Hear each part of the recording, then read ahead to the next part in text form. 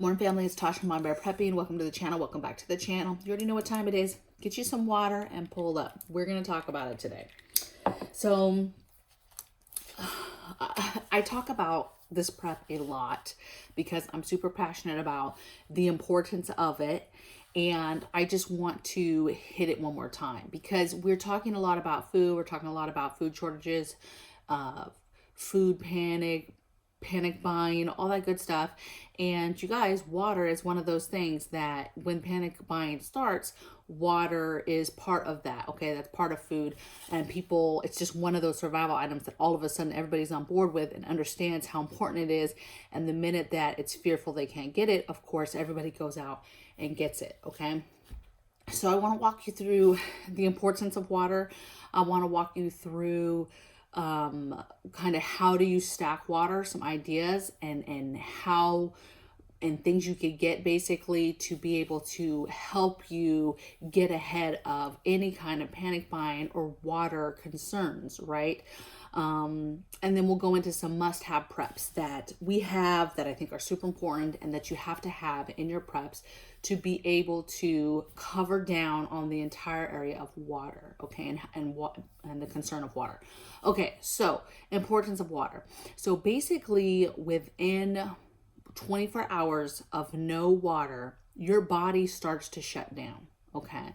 And the rule out there is basically after 3 days, your body will shut down and it will die. You can't go more than 3 days without water, or you will die. But I will tell you that the average person within 24 hours, your body is going to be feeling it and is going to start shutting down. You're going to start feeling the effects of not having water right away. And anybody that has experienced what that feels like, let's just say you do something physical in the morning, you go for a hike, you do something and you haven't drank enough water to prepare for that event, you know it and you feel it right away. And it's fast. You go downhill real fast when you do not have enough water and you're dehydrated, okay? And so there's a lot of people that, either don't know how important water is. Like I've argued with people in comments before about, why are you telling people they're going to die after 3 days without water? You can go longer than that. And I am like, sir, ma'am, why are we arguing about this? Water is one of the most talked about prepping areas. Okay. It's super important. So let's talk about stacking it and how you stack it. There's two types of waters that you need to be thinking about in regards to getting water in your home, and that's potable water and non-potable water. Potable water is your drinking water, right? That's the water that's safe. That's the water that's used for you to drink, for kids to drink, family members to drink, pets to drink, okay?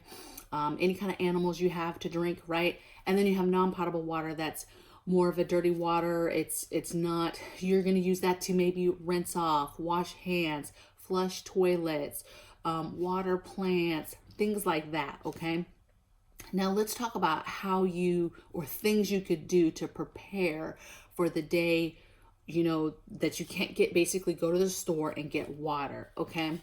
You should be thinking about right now, while you can still get water from the store, purchasing water, right? How do you get water? Purchasing water, gallons of water, cases of water. Now, some will argue like, that stuff goes bad and the plastic starts to break down and seeps into the water. That is true, okay? Before, water doesn't go bad, but what does happen is water that's sitting in a plastic container like that, like a water bottle, will eventually, the plastic starts to break down and contaminates the water, okay? So I'm not saying to stack, 2 years worth of plastic bottled water in your garage and you're good to go. I'm just saying that it is important, because the average person does not have water in their home, that you go and you have cases of water in your home. You have gallons of water in your home. Get water in your home any way that you can get it, okay? Something to keep in mind too, when a lot of people are talking about water, and I understand this and I get this, But be thinking about all the other drinks that you do have in your home because they have some sort of water content, okay? I'm not saying stack all that stuff because it's fine. Hey, if you stacked a year's worth of Pepsi, you're fine because it has some water content in it. I'm not saying that, but just know that I say this because a lot of people drink or get their water content, their little bit of water content from a lot of different areas, right? And it's not necessarily straight from water, right? You have a lot of people that don't drink water on a regular basis, like just drinking water. And they're like, that's why they don't understand that they can die, because they're like, and it's because they are getting a little bit of water through different fluids, okay? So keep that in mind. That's why people start to think like, oh, I'm not going to die. I don't even drink water really. And I'm alive. And that's why, okay? Let's talk about some other stuff of how you can do it. So gallons, cases, containers. So containers are a few things. You have 3.5 to 5 gallon water containers that you can buy off Amazon or anywhere else. You basically buy those containers, you buy the water treatments, you fill them up with your tap water, you treat them, you close them, boom. And they're stackable, and you have all different sizes. But if you live in an apartment or a home, there's 3.5 gallon and 5 gallon options all over the market. There's also bigger options that you could fit in the backyard or in your garage, okay? 30 gallon, 55 gallon, all types of different options. You have rain catchment options that you can catch rainwater if you happen to live somewhere where there's rain. When it comes to containers, I want you to think about the refillable kind. So as you're drinking those gallon waters that you get from the store, you're refilling those, okay, with water. And if you're not treating them or whatever, that's water that you could put to the side and have as, okay, I'm going to start stacking these reusable ones that I've refilled for water for the back of the toilet or for watering the garden. I have a ton that I've refilled and repurposed, and they're sitting outside, and they're specifically for an emergency for watering the garden, okay? So don't throw out those containers, those water containers, when you're done drinking the water that you bought for them, okay? Continue to fill and use containers and items for water. The other type of container that I want you to make sure that you have is a container to boil water. So big pots that you can boil water. And again, think about no grid. If there's no grid, how are you boiling that water? Do you have a place to make a fire pit? Do you have a rocket stove? Where are you boiling this water? Do you have the matches, lighter, tinder, wood, all of that stuff to be able to boil water, okay? A lot of times something will happen and the city will tell you, okay, you're in a mandatory boil water zone now.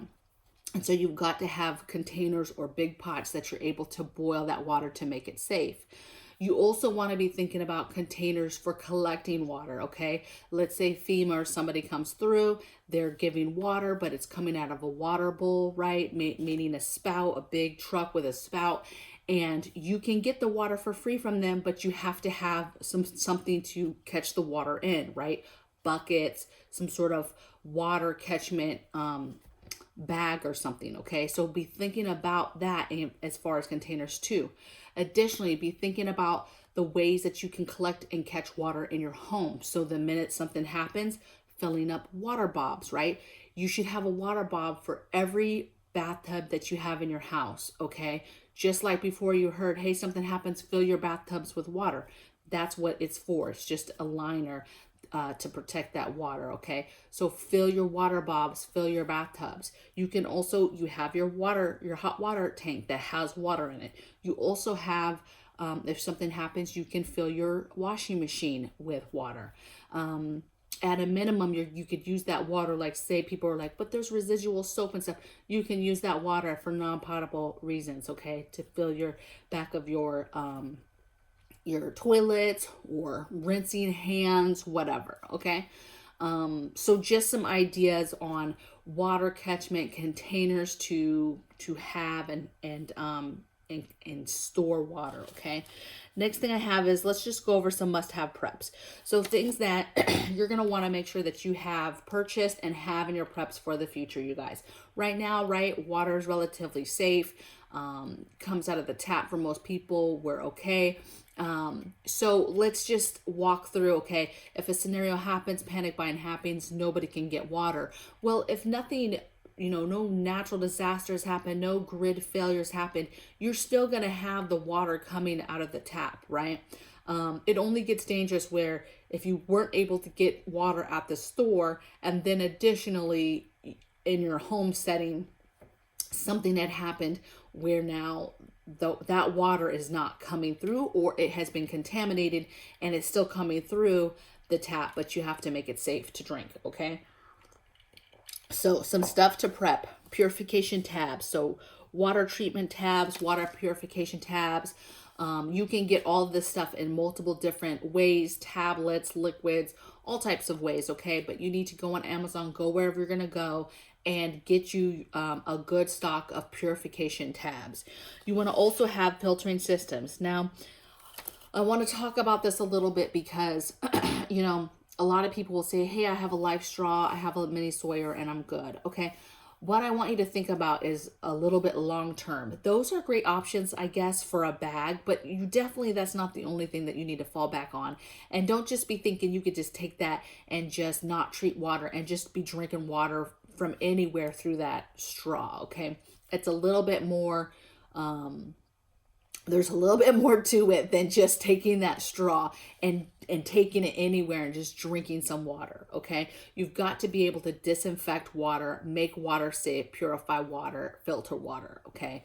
And there's different filtering that's important, right? Depending on where you're getting it, there's crude filterings to filter out big particles, and then you have to clean it, purify it, disinfect it, boil it, and then filtering it, okay?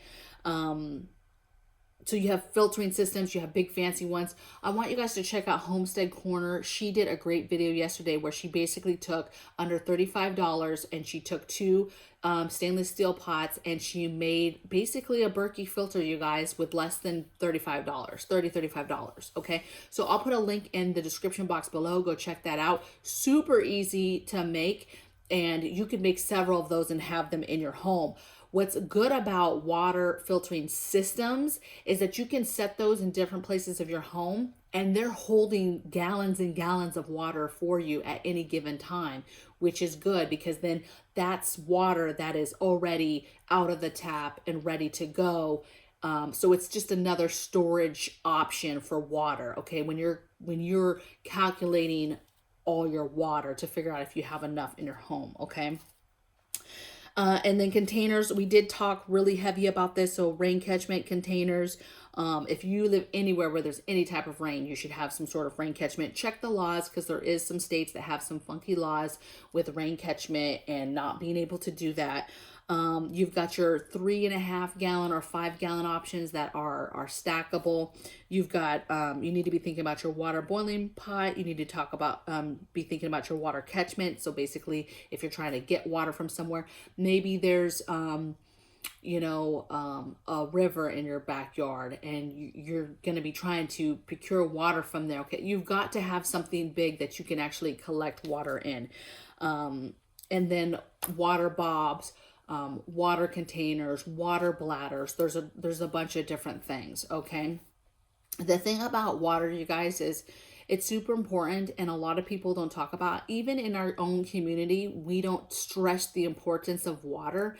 And I'm not kidding when I say within 24 hours, your body is literally shutting down, okay? Your organs are literally wondering what is going on and it's not gonna work. And everybody will be a little bit different, right? Depending, I think, on how much water you drink on a regular basis, right?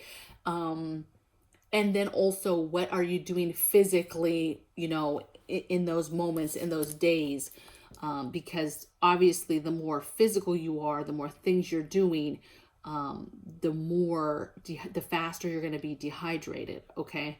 So this is a very scary thing, and it's very hard, if you will, to get water in your home, but you need about 2 gallons per person per day. And that's really liberal. I mean, you really need that. That's drinking water, but that's also just a little bit of water for that person for your everyday things, hygiene, things like that.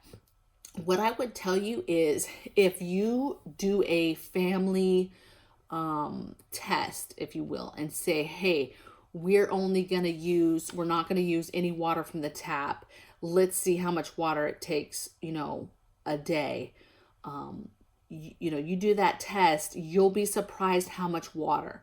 A lot of people too forget about pets and they get all excited, they have water, but then the minute that they're taking that emergency potable water and they're giving some to their dog and they're realizing how much that their animals are drinking and that they're drinking, and then before you know it, it's gone. Okay.